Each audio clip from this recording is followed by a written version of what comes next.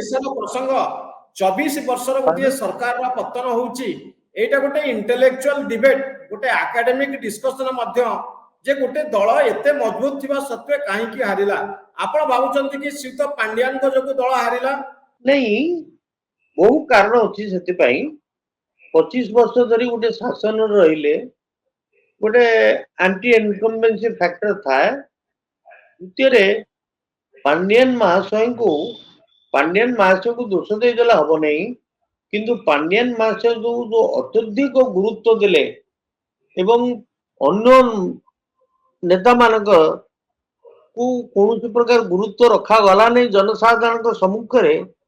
ताही गोटे साइकोलॉजिकल कारण हे पारे तो आपण भाबुचंती कि बीजेपी बीजेडी गोटे मुख्य विरोधी दल हिसाब रे कांग्रेस रो सहयोग लोड़िब भारतीय जनता पार्टी को विधानसभा रे फेस करबा पाई बा भारतीय जनता पार्टी सहित मुकाबला करबा पाई आ कांग्रेस ए विरोधी दल भूमिका रे रहउची आ बीजेडी भी विरोधी दल भूमिका रे रहिची जेहेतु उभय विरोधी दल भूमिका रे रहउचंती आ आइडियोलॉजिकली आपनकर कांग्रेस भारतीय जनता पार्टी सहित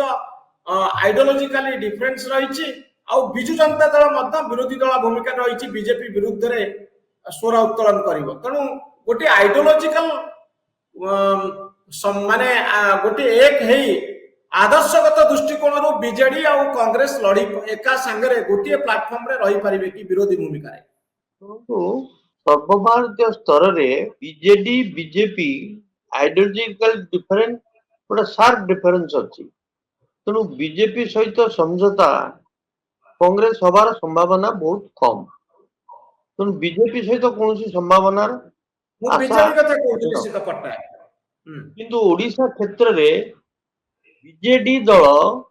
जो संख्या हासिल करिसंती से माने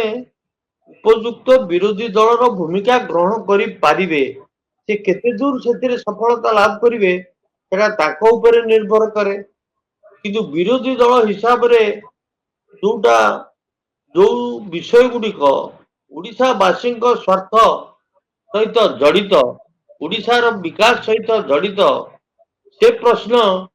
जदि बीजेडी असेंबली गृह रे उठाए ताले हुए तो कांग्रेस दल भी समर्थन करि पारे।